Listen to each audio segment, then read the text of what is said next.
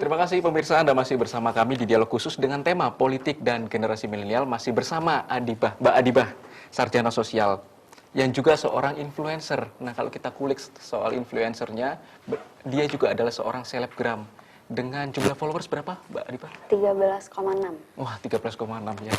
Baru sih. Saya nggak ada 1%-nya Nggak mungkin ada ya. apa-apanya. Saya maksudnya. Ya, enggak, Mbak Adibah sudah luar biasa jadi influencer.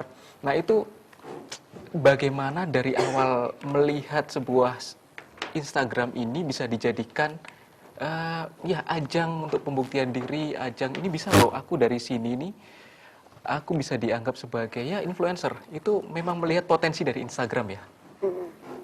Awal mulanya saya itu dari SMA mungkin ya. Jadi saya itu dulu awalnya tuh membantu teman saya kayak berjualan. Yeah. Nah, jadi dia tuh punya dagangan tuh. Terus habis itu Diba mau minta tolong dong, mau nggak jadi model gitu kan. Habis itu ya udah, namanya teman kan, saya juga membantu. Awalnya cuma foto, tapi foto itu tuh langsung banyak yang beli. Dari situ saya dipakai terus, maksudnya dalam untuk segi berjualan ya barang. Nah, terus saya itu karena udah banyak tuh teman saya adalah orang, jadi kan saya suka upload, jadi orang banyak. Jadi dari situ sih kayak suka meng-endorse lah istilahnya. Endorse. Dulunya saya tuh masih gratis awal mula, terus habis itu 30.000 kalau nggak salah, masih dulu. Terus naik. Dan Berarti sudah endorse pun ada level-levelnya ya?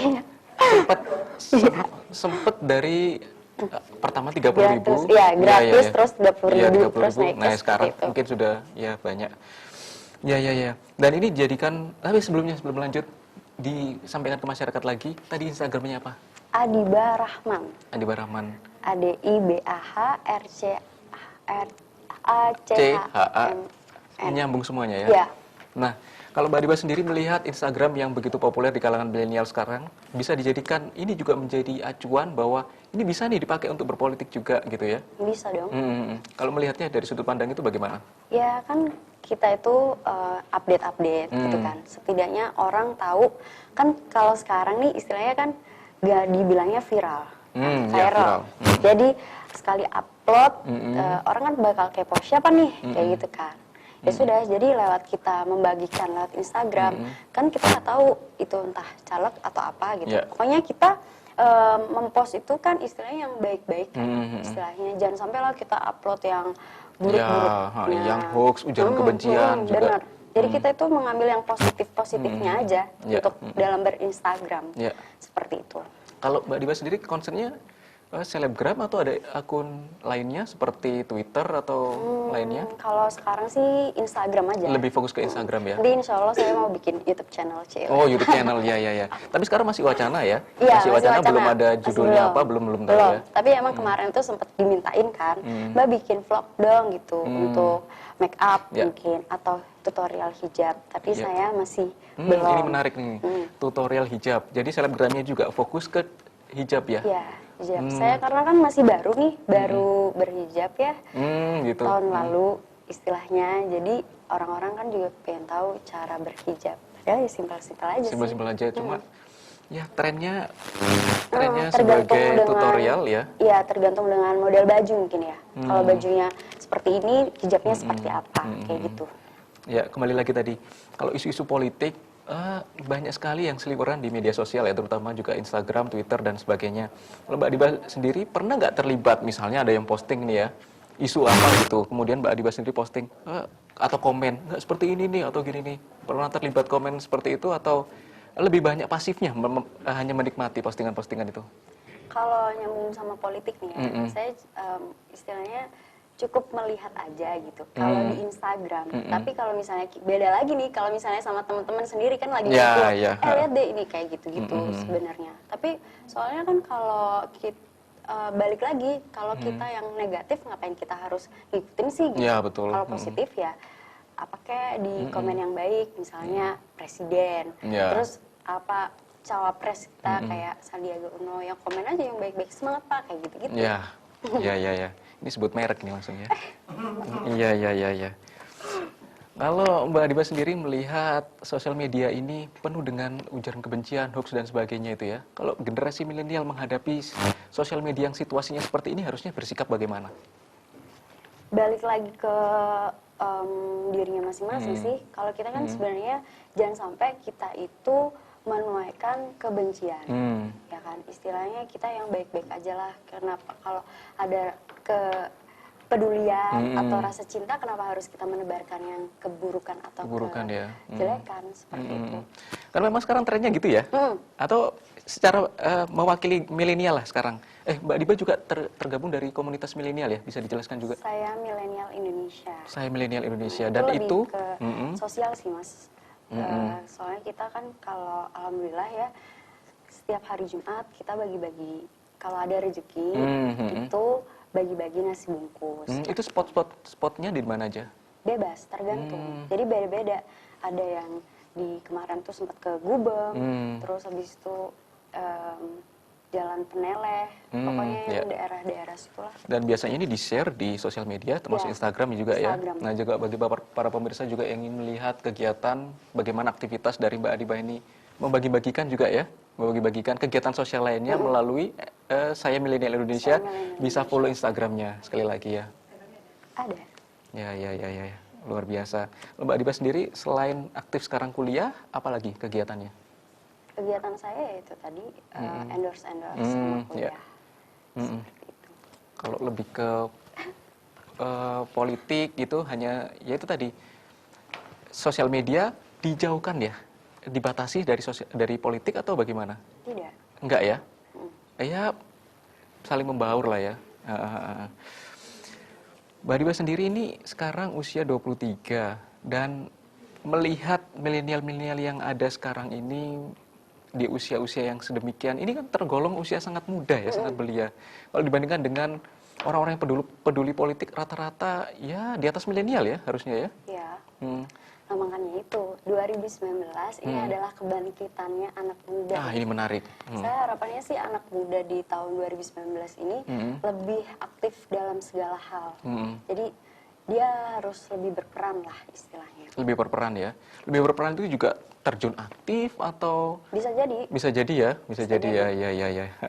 Setidaknya kalau anak-anak milenial tuh ada wadahnya lah. Ada wadahnya. Seperti itu. Apa ini juga masuk harapan sebagai milenial? Iya, harapan saya sendiri milenial bisa mendapatkan ruang dan tempat, bisa dipercaya, bisa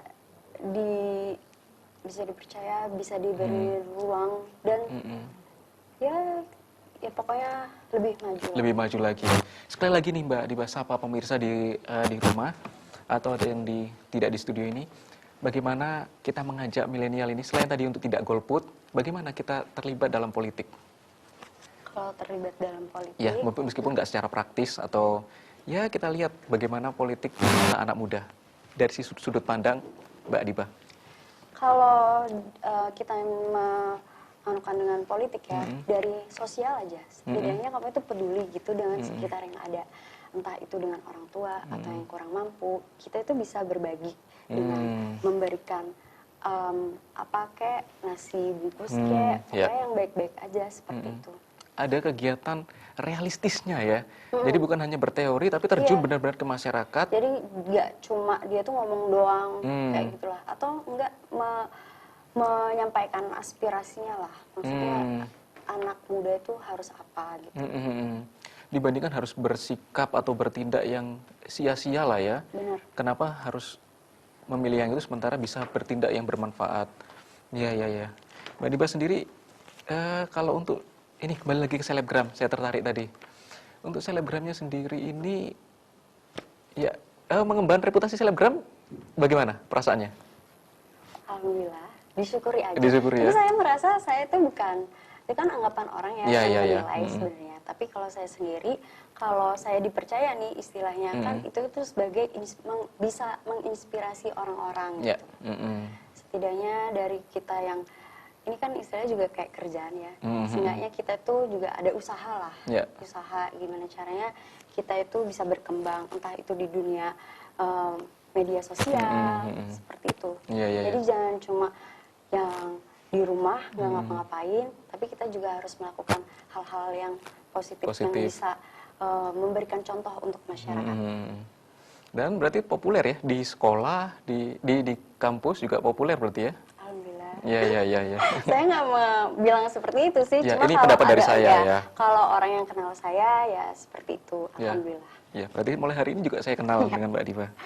Kemudian potensi Mbak Diba dari milenial, sebagai Mbak Diba kan mewakili dari saya milenial Indonesia atau enggak secara keseluruhan universal, saya adalah milenial juga kan. Melihat potensi milenial di kedepannya bagaimana Mbak Diba? Dari segi politik juga. Harus aktif sih Harus sebenarnya. aktif ya. Potensinya berarti nanti di tahun-tahun berikutnya bakal lebih banyak milenial yang Iya, lebih aktif, iya, lebih harus lebih tergerak. Jadi kita tuh tidak mengandalkan yang tua yang bekerja, tapi kita Gitu tuh ya. anak muda harus bekerja gitu. Hmm. Istilahnya tidak mengandalkan orang tua saja. Iya, ya. Kalau muncul persepsi gini, anak muda kan masih hijau nih, masih minim pengalaman dibandingkan mereka yang tua-tua. Gimana nih meyakinkan bahwa saya juga bisa sebagai generasi muda juga nggak sepantasnya juga diragukan seperti itu. Pembuktiannya itu bagaimana? Ya tinggal ya makanya itu Hmm. tinggal dibuktikan karena selama ini kan tidak ada ruang. Tidak ada ruang. Cobalah kita diberikan ruang. Pasti kita nanti bakalan bisa berpikir gitu kan.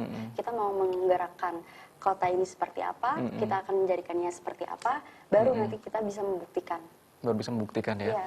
Nah, Jadi itu. nggak cuma di rumah bisanya nongkrong gitu. Ya, Ya kan? ada yang sesuatu yang viral di komen gitu ya, komen yang tidak bertanggung jawab, Iya, yang benar. hoax, ujaran kebencian, yang seharusnya bisa dihindari. Nah, ya itu tadi, kembali lagi kalau Mbak Adiba melihatnya ini ya, milenial sekarang ini dibandingkan musim-musim sebelum-sebelumnya, lebih aktif sekarang ya dibandingkan tahun-tahun yang dulu itu ya, dari segi politik. Segi Atau politik atau kita lihat misalnya dari isu yang paling besar di Indonesia adalah Pilpres misalnya ya. Jika kita bandingkan di 2014, sekarang 2019, kembali lagi 2014 berarti 2009 ya. ya. Dari urutan-urutan itu milenial tuh semakin aktif kesininya atau bagaimana? Kalau Mbak Diba lihat? Kalau saya lihat sih istilahnya milenialnya lebih aktif untuk di sini karena kan Semakin tahun semakin aktif ya? iya dong harusnya karena kan kita itu pengennya kan masa sih kita ngelihatnya yang tua-tua aja seenggaknya anak-anak muda itu harus lebih berani maju gitu kan. Apalagi untuk merangkul semua teman-teman yang ada gitu.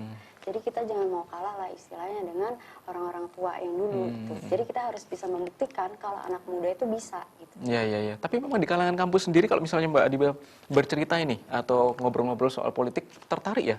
Yang lain, teman-teman yang lain di sekitarnya dalam pergaulan gitu tertarik juga ya membahas? Tertarik juga sih. Iya ya? Dengan saling berkomentar gitu ya? Atau ada dinamikanya gimana? Bisa Tidak, diceritakan? karena kan apalagi kalau di tahun yang sekarang Ya, kan tahun politik. tahun politik. Nah, jadi itu makin menggebu-gebu lah Iya, gitu. iya. Jadi setidaknya ya alhamdulillah juga kan semakin aktif juga terus atau entah itu pilihan dari yang ini atau Iya, yang ini iya. seperti itu. Jadi ya itu tadi kalau saya lihat mungkin di anak mudanya sendiri itu tidak mempunyai ruang atau wadah untuk menyampaikan aspirasinya. Iya. Jadi mungkin ya istilahnya itu kayak bodoh amat tidak peduli. Toh Surabaya juga nggak ada tempatnya gitu kan. Mau diapa-apain ya udah kayak bodoh amat. Soalnya kerja itu aja. Ya, gitu. itu aja ya. Makanya butuh wajah baru. Iya. Ya, kok lama-lama. Berarti dalam tahun-tahun politik ini juga tidak hanya di tahun politik, di sosial media terutama ini Mbak Adiba ya. Banyak sekali yang posting-posting yang dasarnya hoax, dasarnya ujaran kebencian, dasarnya penebar fitnah dan sebagainya, penuh dengan intrik. Itu bagaimana cara Mbak Adiba mengajak masyarakat, mengedukasi masyarakat agar tidak terlibat di dalamnya dan tetap fokus pada yang sesuatu yang benar-benar valid dan verifikasi dapat dipertanggungjawabkan. Mungkin bisa bicara langsung ke kamera. Ya, jadi kan kita sebagai generasi muda gitu, setidaknya kita harus melakukan hal-hal yang positif aja gitu kan. Gak bisa kita itu apalagi menjelek-jelekan orang gitu. Karena kita harus peduli lah istilahnya. Kalau kita digituin gimana? Jangan sampai kita ingin sukses menjatuhkan orang lain. Seperti itu. Iya. Kemudian tadi politik sudah, selebgram sudah. Mungkin dari sisi perkuliahannya pengen tahu kita nih. Dari sisi lainnya dari Mbak Adibah. Tapi kembali lagi, jangan dijawab dulu, saya jeda. Jangan kemana-mana pemirsa, tetap dialog khusus.